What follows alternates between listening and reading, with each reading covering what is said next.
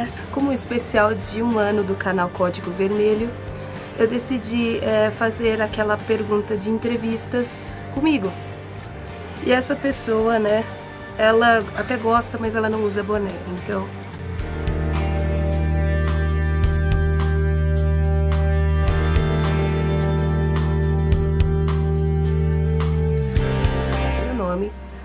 Meu nome é Ana Priscília Alves de Almeida, nome literário, o heterônimo Lia Cordeiro.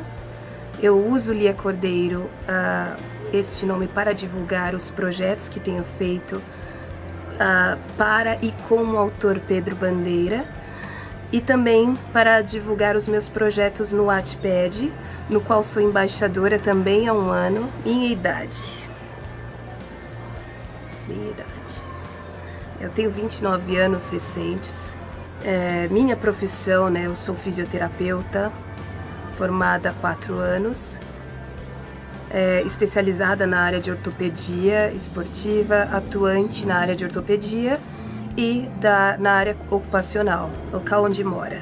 Eu moro na capital de São Paulo, perto do estádio do Corinthians.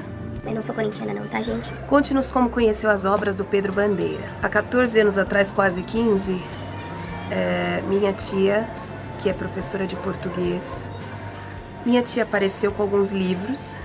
Dentre eles, um era A Marca de uma Lágrima. Eu ainda não conhecia o autor Pedro Bandeira, eu estava com 14 anos, justo a idade da Isabel, o que já me deu uma identificação muito grande com a personagem.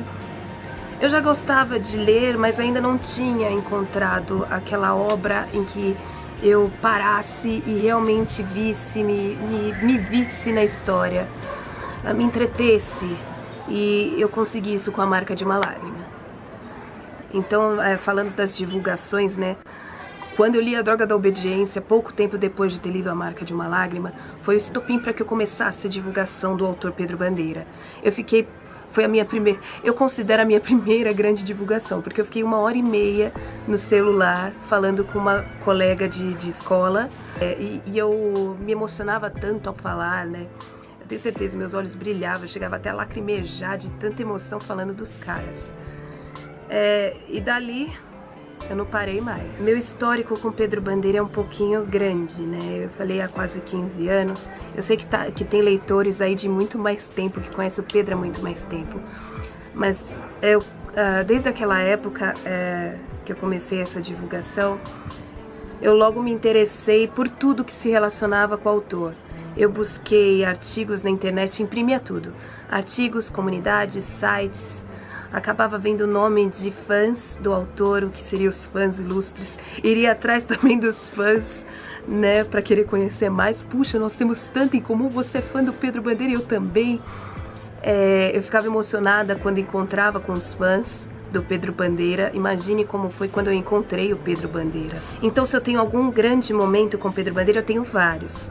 O primeiro encontro que eu tive com ele foi em 2006, na Bienal do Livro em São Paulo, né, ou seja, 11 anos atrás, em que o autor, peguei a caneta que o autor estava dando autógrafo. Eu pedi pra ele, tá, gente? Não roubei, não.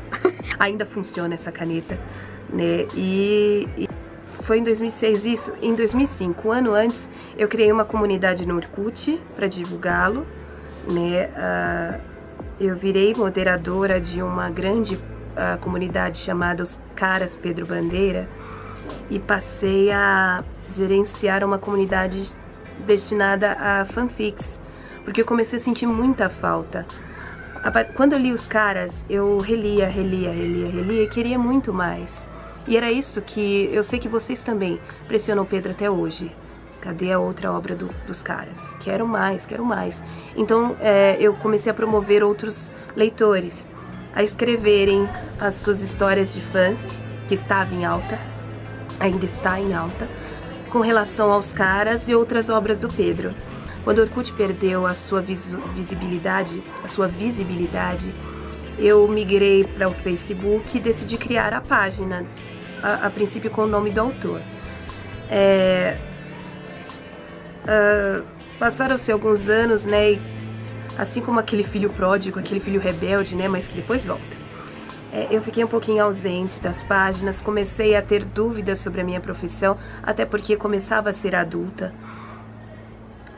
Logo entrei para a faculdade, mas foi aí que em 2009 eu recebi um convite de uma pessoa que foi contratada pela Editora Moderna para ajudar a fazer vídeos em homenagem ao Pedro Bandeira, para divulgar, para celebrar a contratação vitalícia da Editora Moderna e exclusiva da Editora Moderna do Pedro Bandeira, né, a Biblioteca Pedro Bandeira. E ali, claro, abracei, fui atrás, estava super emocionada, queria compartilhar mais disso. Ali nós tomamos um novo gás, conheci outras obras do Pedro, fui comprando os livros e beleza, né? Aí a gente ficou no aguardo. Só que aí nosso Pedro se dedicou mais à literatura infantil. Então, os relançamentos eram mais os infantis. Então, mais uma vez eu fiquei mais ausente, foi o ano em que eu comecei a faculdade, fiquei mais afastada. E vou confessar para vocês, o que me fez voltar pro Pedro Bandeira foi A Droga da Amizade, o 6º livro dos caras. Eu sei que A Droga da Amizade foi lançado 30 anos depois do primeiro livro da série. Desde o último livro lançado, Droga de Americana, até A Droga da Amizade se passaram uns 14 anos, quase 15. Só que assim, pro fã antigo, isso pesou muito. Foi quase como se nós sentíssemos cada ano. Eu esperei por 11 anos. Enquanto isso eu relia e relia os caras com muita saudade, com muita espera. E quando eu menos esperei, vou confessar a vocês, quando eu menos esperei, o Pedro Bandeira lançou A Droga da Amizade, o 6º e aparentemente o último livro dos caras. Claro que nós fãs nunca desistimos, sempre conservamos aquela esperança. Então A Droga da Amizade me fez voltar com tudo com as divulgações. Foi aí que nasceu o novo selo Código Vermelho, em referência a um dos códigos principais dos caras, o que eles mais utilizam para falar e mesmo para escrever, e juntando assim os fãs. É claro que o meu outro intuito de divulgação, pelo ano de 2009 eu comecei a me entristecer um pouco.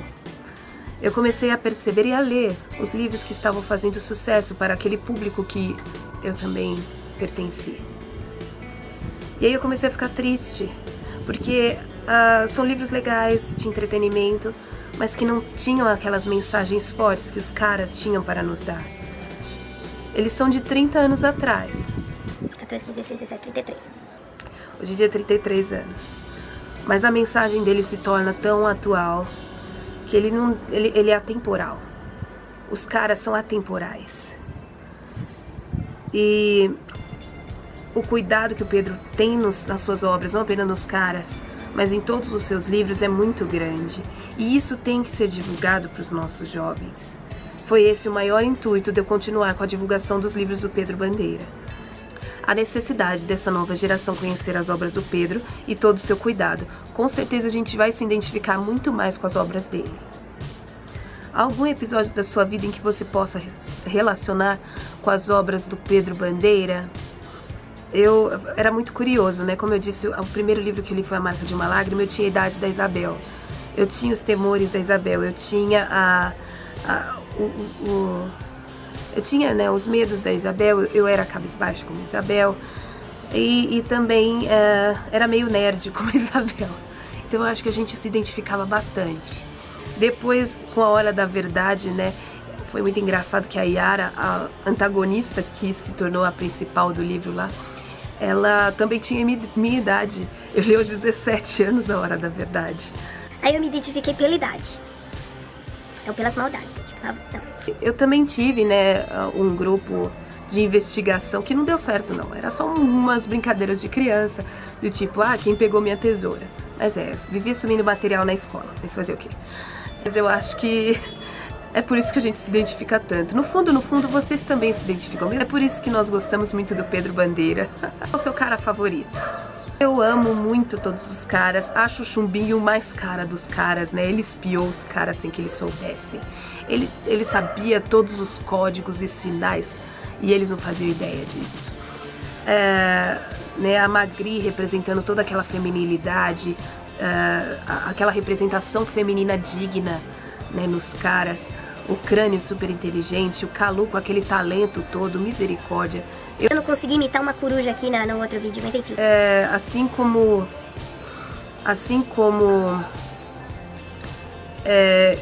eu lia cada livro dos caras, achava assim, que um superava o outro. Pântano superava a Droga da Obediência, Anjo da Morte superava Pântano de Sangue.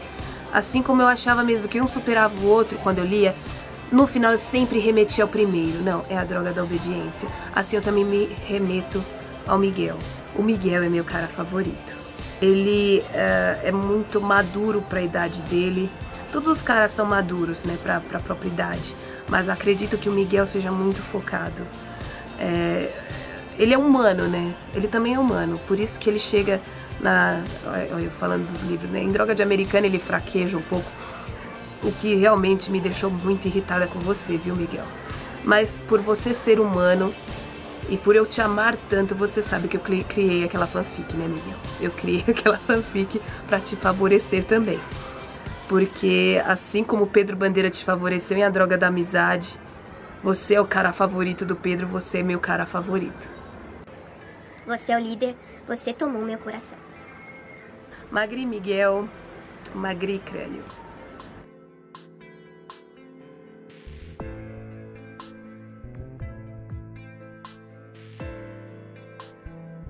Eu entendi o Pedro e respeito muito a opinião dele. Na entrevista que a gente fez, que algum dia eu lançarei pra vocês, prometo, em off, na verdade, eu cheguei a questionar o Pedro, ele ficou até um pouquinho exaltado quando eu questionei. Mas Pedro, você deu o final de vilão pro Crânio. O que é isso? O que foi aquilo de Magri Miguel? Espero que vocês já tenham lido o livro, tá, pessoal? Ele me explicou e eu entendi.